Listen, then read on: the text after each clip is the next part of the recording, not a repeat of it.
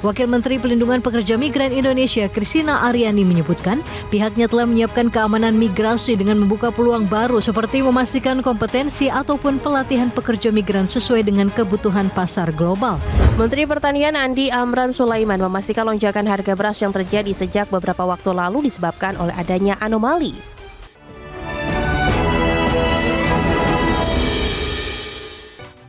Kementerian Pelindungan Pekerja Migran Indonesia berharap pembentukan Migrant Center bisa menjadi pusat informasi untuk masyarakat untuk berkarir di luar negeri. Selain itu, 45 desa migran emas juga bisa menjadi ekosistem bagi pekerja migran, baik yang akan berangkat ke luar negeri ataupun mereka yang sudah pulang ke tanah air.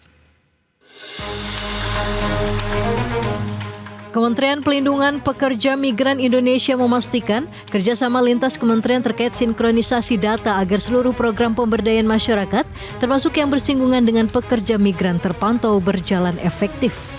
Wakil Menteri Pelindungan Pekerja Migran Indonesia, Christina Aryani menyebutkan pihaknya telah menyiapkan keamanan migrasi dengan membuka peluang baru seperti memastikan kompetensi ataupun pelatihan pekerja migran sesuai dengan kebutuhan pasar global. Selain itu, pihaknya juga memiliki berbagai program pengembangan sumber daya manusia untuk menjadi pekerja migran yang terampil dan kompeten, di antaranya melalui pembentukan Migrant Center di berbagai universitas di Indonesia. Langkah ini menjadi pusat informasi untuk masyarakat soal peluang dan potensi berkarir di luar negeri. Ini sudah dilakukan, antara lain adalah pembentukan Migrant Center di berbagai universitas sebagai pusat akses informasi, sehingga masyarakat yang ingin mengakses informasi bagaimana bekerja ke luar negeri, kompetensi seperti apa yang dibutuhkan, bisa mendapatkan berangkatnya lewat mana dan lain-lain, migrasi aman, bisa mendapatkan informasi itu secara menyeluruh. Selain Migrant Center, pihaknya juga telah membentuk 45 desa migran emas sebagai ekosistem bagi pekerja migran, baik yang akan berangkat ke luar negeri ataupun mereka yang sudah pulang ke tanah air. Jakarta, Ade Firmansyah, IDX Channel. Kita beralih ke informasi lainnya, pemirsa. Menteri Pertanian Andi Amran Sulaiman angkat bicara terkait lonjakan harga beras yang terjadi sejak beberapa waktu lalu. Amran menyimpulkan kenaikan harga beras kali ini bukan karena produksi yang berkurang, melainkan karena adanya anomali atau kejanggalan di pasar.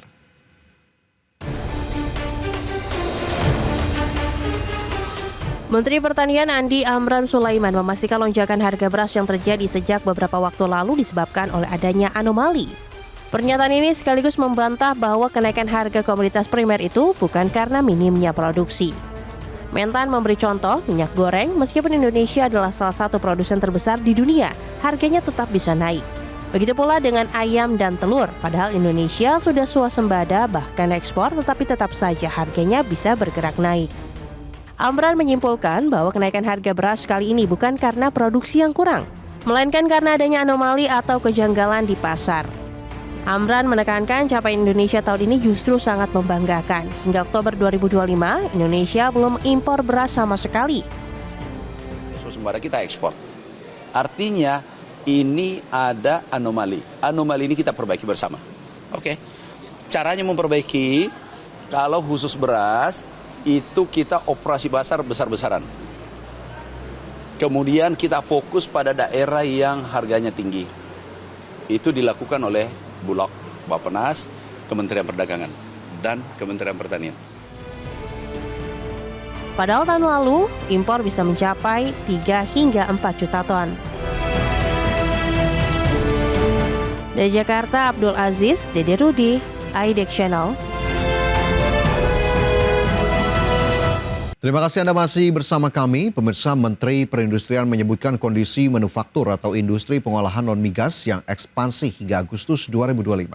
Hal ini menyusul nilai PMI yang menembus angka 51,5 dan IKI atau Indeks Kepercayaan Industri di angka 53,55.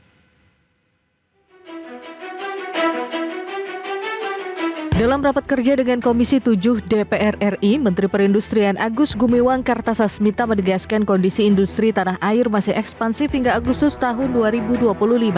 Hal tersebut tercermin dari Indeks Kepercayaan Industri serta Indeks Manufaktur Indonesia yang tercatat di level 53,55 dan 51,5 poin. Menperin menyebut optimisme pelaku usaha terhadap prospek industri dilihat dari utilisasi sektor manufaktur pada Januari hingga Juli 2025 yang tercatat di angka 62,1%. Angka ini masih menunjukkan banyaknya ruang bagi manufaktur untuk dapat mengoptimalkan kapasitas produksi nasional atau kapasitas produksi di pabrik masing-masing. Kalau kita lihat dari IKI, Indeks Kepercayaan Industri, ini terlihat bahwa kondisinya terus-menerus positif, terus-menerus ekspansif, dan pada Agustus 2025 tercatat di level 53,55, dan PMI (Purchasing Manager Index) yang baru saja dirilis oleh Standard & Poor's ini tercatat pada level 51,5. Ini menandakan optimisme pelaku usaha terhadap prospek industri. Di sisi lain, sektor manufaktur juga mengalami pertumbuhan 5,6%. Sementara kinerja ekspor berkontribusi 128,13 miliar dolar Amerika atau 80% dari total ekspor nasional. Industri manufaktur juga menyumbang investasi sebesar 366 triliun pada semester 1 tahun 2025. Jumlah ini setara dengan 39% dari total realisasi investasi di periode tersebut yang mencapai 942 triliun rupiah. Jakarta, Ade Firmansyah, IDX Channel. Berdasarkan survei S&P Global, Purchasing Managers Index Indonesia naik ke level 51,5 di bulan Agustus 2025. Angka ini menandai ekspansi pertama dalam 5 bulan terakhir setelah Juli berada di level 49,2. Sektor manufaktur Indonesia kembali bergeliat pada Agustus 2025. Berdasarkan survei S&P Global, Indeks Manufaktur Indonesia alias Purchasing Manager Index Indonesia naik ke level 51,5 di bulan Agustus 2025. Angka ini menandai ekspansi pertama dalam 5 bulan terakhir setelah Juli berada di 49,2. Peningkatan ini didorong oleh kenaikan produksi dan volume pesanan baru, termasuk lonjakan pesanan ekspor tertinggi sejak September 2023. Ekonom S&P Global Market Intelligence Usahama Bati mengatakan perbaikan kinerja manufaktur ini terjadi pada awal kuartal 3 2025 yang menunjukkan kondisi operasional membaik untuk pertama kali dalam 5 bulan. Untuk mengakomodir peningkatan pesanan dan produksi, berusaha meningkatkan jumlah tenaga kerja dan pembelian bahan baku untuk menyesuaikan permintaan dan kebutuhan produksi. Perusahaan juga memanfaatkan stok barang jadi yang ada untuk menyelesaikan pesanan. Meski tantangan biaya tetap ada, pelaku industri tetap optimistis. Survei menunjukkan keyakinan produksi akan terus meningkat setahun ke depan, ditopang harapan perbaikan kondisi ekonomi dan daya beli konsumen. Dari Jakarta, Tim Liputan IDX Channel.